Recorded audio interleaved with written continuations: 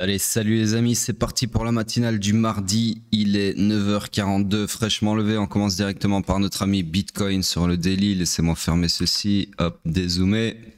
Donc, nous sommes toujours dans la structure swing haussière, la structure interne baissière et l'order flow est bien évidemment baissier aussi depuis ce crash incroyable. Alors, si je zoome un petit peu ceci, je vois, première chose, que mon trampoline ici, et qui est mon POI daily, ma demande daily, a bien fait réagir le prix, d'accord? Donc ça, je pense qu'on peut arrêter la blague.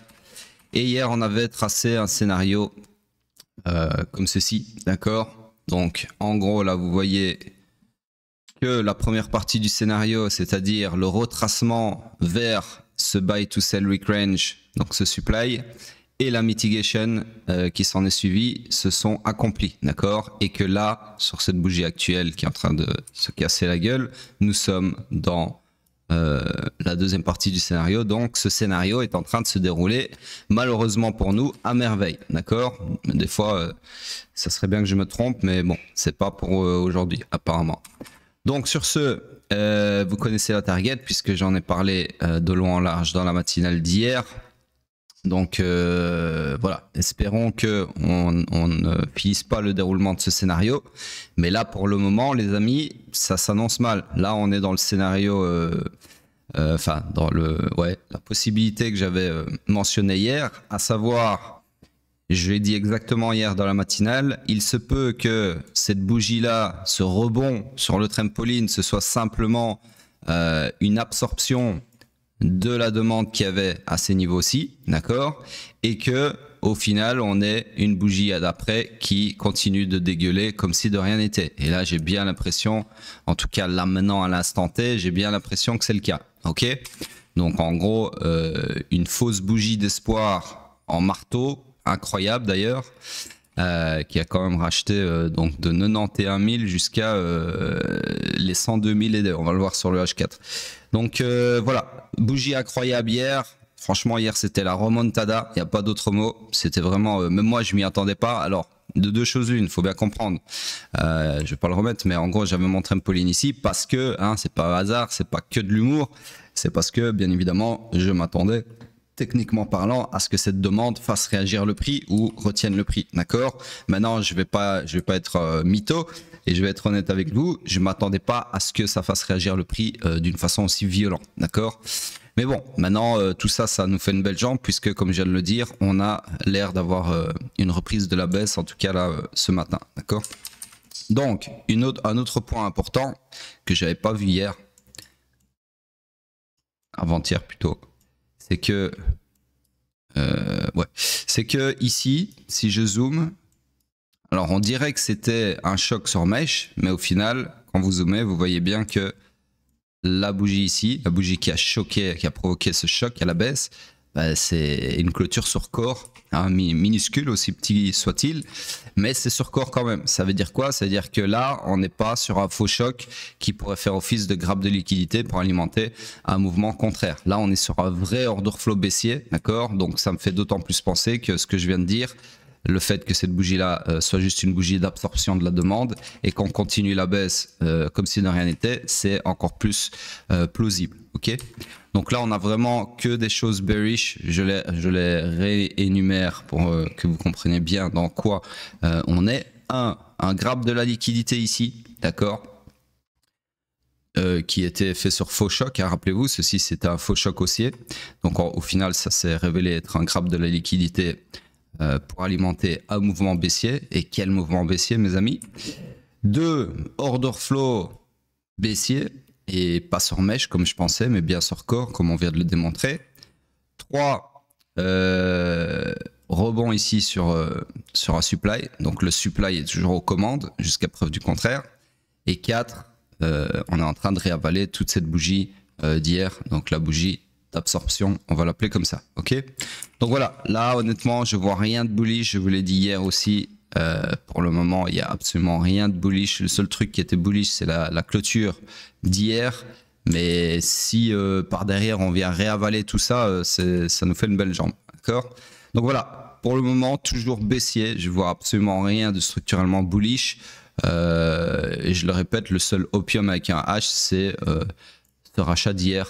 Mais bon, pour moi, pour le moment, là, structurellement, ça veut rien dire. Ce que je vois là maintenant, c'est un scénario baissier qui est en train de se dérouler aux petits oignons. D'accord? Alors, H4.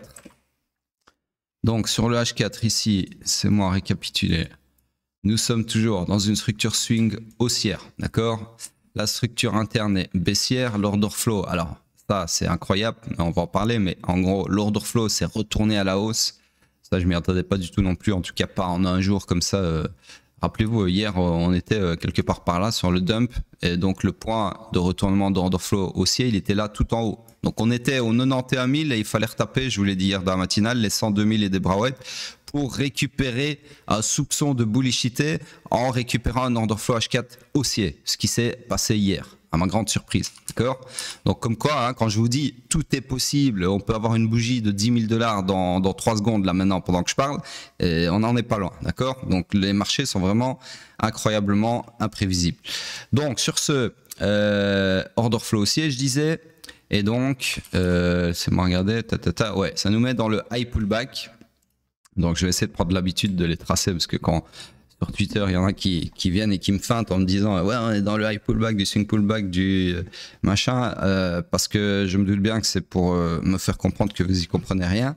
Alors encore une fois, je peux pas tout vous expliquer dans les matinales, ça prendrait trop de temps. Et deux, il y a des gens qui me payent pour ça, d'accord? Donc respectons-les.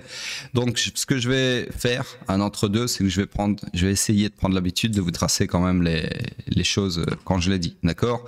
Donc nous sommes dans le high pullback, d'accord, qui peut aller maximum jusqu'au haut protégé interne, du retracement du swing run final, d'accord? Voilà. Au moins, ça image mes propos, même si vous ne comprenez pas tout, au moins vous avez l'image et pas que le son. Sur ce, vu qu'on suit l'order flow, bah maintenant, on ne cherche plus des shorts. De toute façon, vous voyez bien que mon scénario baissier, pour autant celui sur le daily a l'air de se réaliser, je dis bien à l'air, celui sur le H4 s'est fait défoncer, d'accord? Donc c'est normal, on peut pas avoir raison tout le temps et c'est pas le but. Le but ici, c'est de pouvoir exploiter des scénarios à haute probabilité, d'accord? Celui-ci en était un hier au moment de la matinale et au final, il s'est avéré invalide, d'accord? Donc c'est tout à fait normal, c'est comme ça que ça fonctionne. Le but, c'est d'avoir plus souvent raison que tort, hein, forcément. Donc c'est comme ça qu'on gagne de l'argent. On ne gagne pas de l'argent parce qu'on a tout le temps raison. Ça n'existe pas. Ok? On gagne de l'argent parce qu'on a raison à 80%, 60%, 70% du temps. Ok? Donc sur ce, le supply ici s'est fait défoncer la gueule. D'accord? Le scénario ici, on peut clairement l'invalider. Et vu qu'on est de retour sur un order flow haussier, on cherche des longs. Donc le POI le plus proche du price action pour chercher des longs, si je peux l'attraper, voilà, c'est celui-ci. Comme ceci. Du coup, je vais allonger un petit peu mon range. Structure, range et structure c'est pareil, hein, c'est des synonymes en tout cas dans ma stratégie. Hop. Voilà, donc sur ce le nouveau scénario que vous attendez tous, ça serait ceci. Et là je vois l'espoir qui éclaire vos visages, même si je ne vous vois pas. Oui, on pourrait avoir ce mouvement que je suis en train d'essayer de tracer sur le H4. Je cherche juste une target pas trop ambitieuse, pas trop heureuse, mais on va dire optimale. Alors, ici, j'ai vraiment l'embarras du choix parce que, j'ai le premier high ici, donc la première poche de liquidité ici. J'ai une énorme poche de liquidité qui recouvre tous les highs ici, d'accord? Donc, tout ça, c'est de la liquidité acheteuse, ok? Donc, voilà, on va pas être gourmand, quoique. Franchement, je vois pas pourquoi, si on va ici, je vois pas pourquoi on s'arrêterait là. C'est ça que je suis en train de me dire, d'accord? Donc, le seul autre arrêt possible que je verrais, ça serait dans le POI daily. Il y a un POI que j'ai pas tracé, parce que, ouais, je vais aller le tracer d'ailleurs. Je vais faire ça, attendez. Je vais aller, comme ça, vous allez comprendre. Parce que, en fait, au final, ceci, ça a été mitigated, ok? Je vais le laisser par rapport au scénario qui est toujours en cours, mais sachez qu'ici, si on devait aller plus haut, espérons, ce n'est jamais, le prochain arrêt, entre guillemets, ça serait ce POI ici, ce supply ici, daily, d'accord? Donc, depuis le H4, ça constitue une target qui est plausible. D'autant plus que dans... Oups, un truc de trop là. D'autant plus que dans ce supply daily que je viens de tracer, nous avons, je vous le donne en 1000, un autre supply H4 imbriqué, d'accord? Je vais d'ailleurs allonger tout ça. Petite seconde. Là, c'est juste de l'esthétique, hein. C'est pour couvrir tous mes éléments.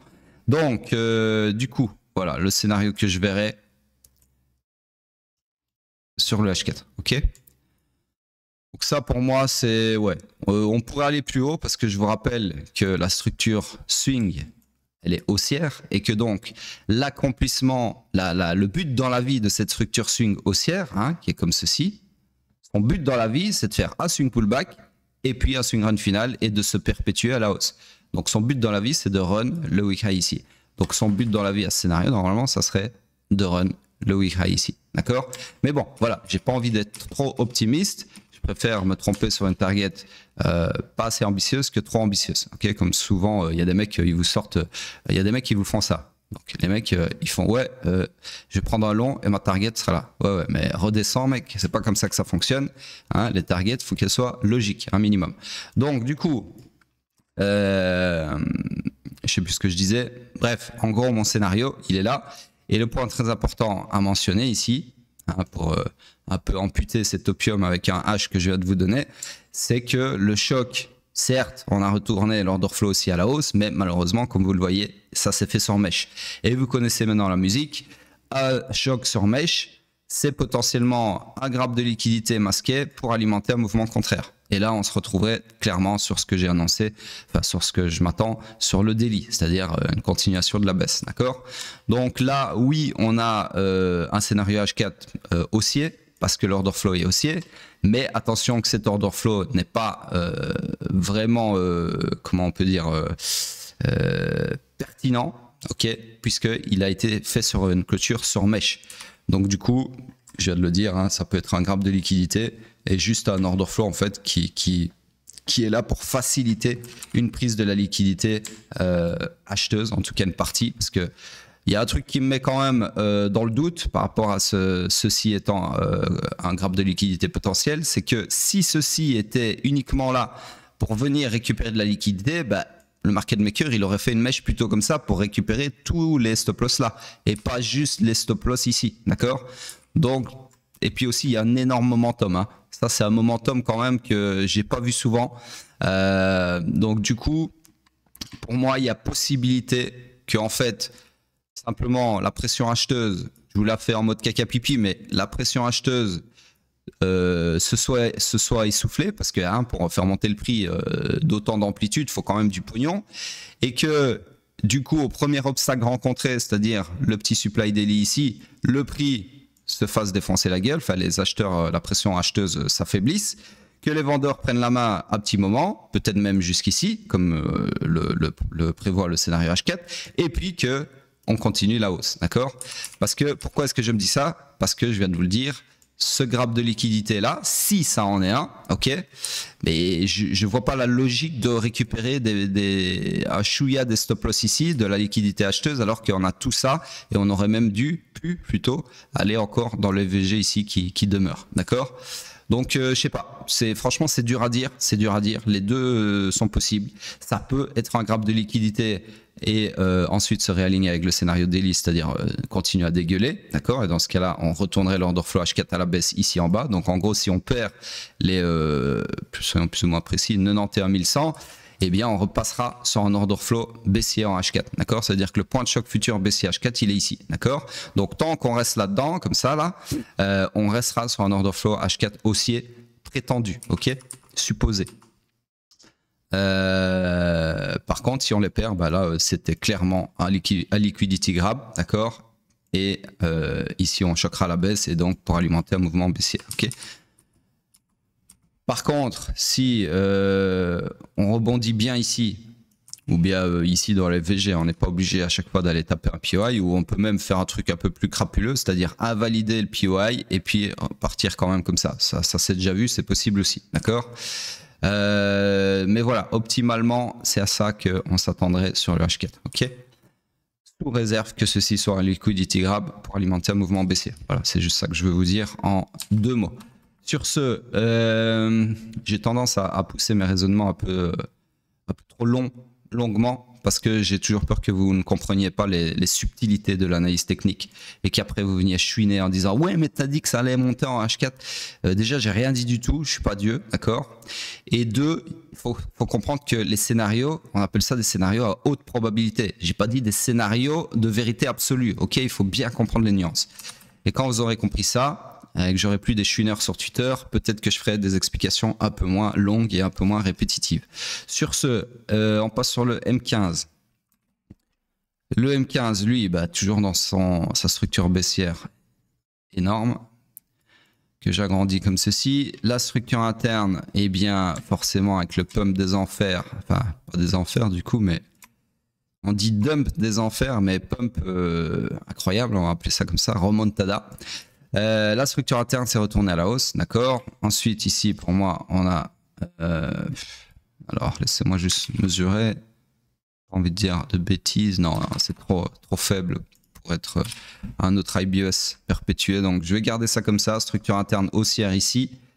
L'order flow baissier, d'accord. Ici, sur le M15, là, par contre, c'est clair et net. On a eu un graphe de liquidité, d'accord. Comme ceci. Ensuite, retournement de l'order flow avec un premier choc ici. Donc là, on a eu un combo à ce moment-là. Ok, donc je peux vous le faire en replay comme ça. En gros, ici, on a grabé la liquidité. L'order flow était haussier. Donc là, vous avez exactement un bel exemple de ce que je redoute qui est sur le H4. C'est-à-dire un choc haussier qui, en fait, s'avère être un grab de liquidité. D'accord ? En retournant l'order flow à la baisse ici. En gros, c'est comme si vous aviez ici les 91 000 et ici les 102 000 ED où on a eu hier le retournement de l'order flow haussier en H4. D'accord?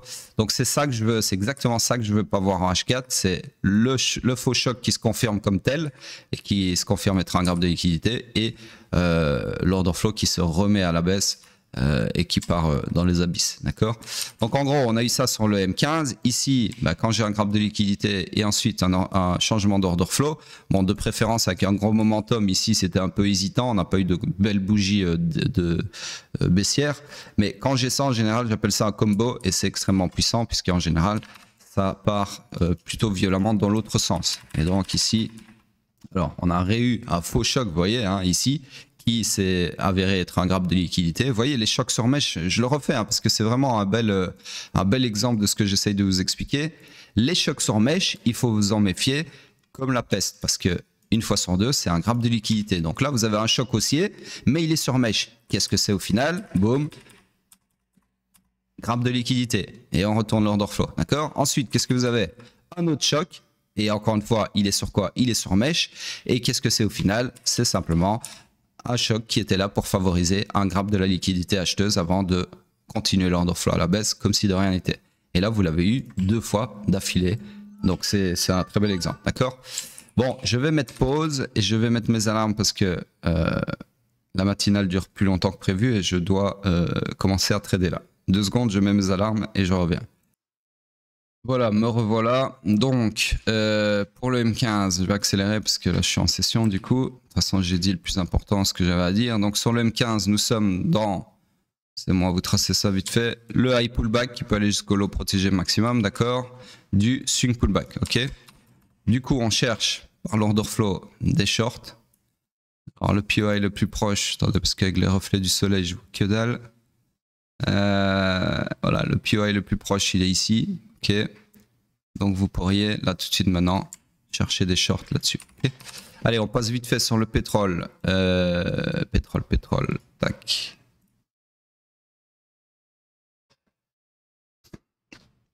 Donc, pétrole en daily, je vais aller très vite. Hein. J'attends mon choc. Allez, petit indicateur, dépêche-toi. Mais je pense qu'on est reparti, ouais. J'allais le dire sur un order flow baissier, voilà. Vous voyez. Donc hier, on avait eu, encore une fois, hein, je suis obligé de vous le remontrer là, parce que c'est quand même le sujet principal de la matinale.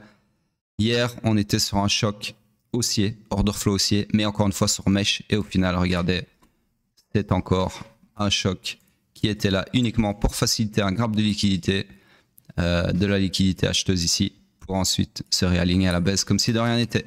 Et donc, nous sommes de retour sur un order flow baissier, ce qui invalide mon scénario haussier. On cherche donc des shorts. Le seul POI que je vois un short, c'est celui-ci. OK. Et il nécessiterait un retournement de l'order flow à la hausse ici. Donc, c'est pas un scénario qui m'intéresse. Du coup, structure morte. On cherche des shorts, mais rien à shorter. Et on passe sur le H4. Sur le H4, alors ici, donc je dézoome. Structure swing haussière, structure interne. On va voir. Voilà, donc elle s'est perpétuée à la baisse, donc confondue avec le choc.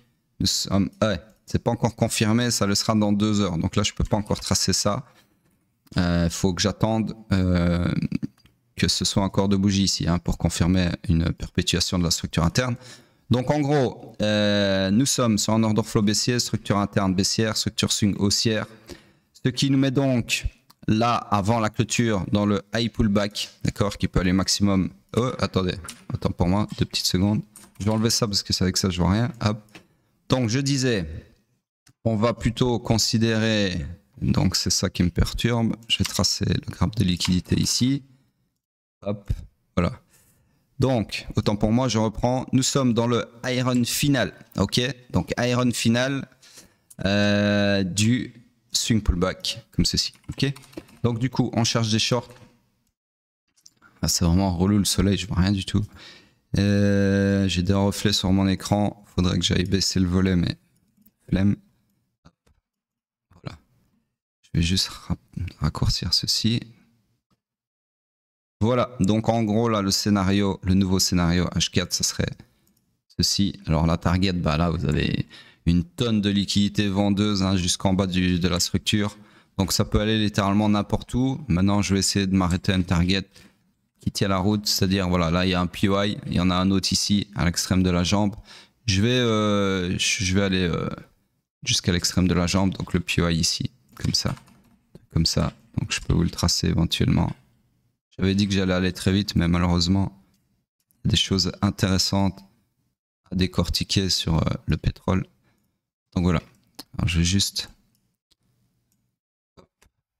Hop.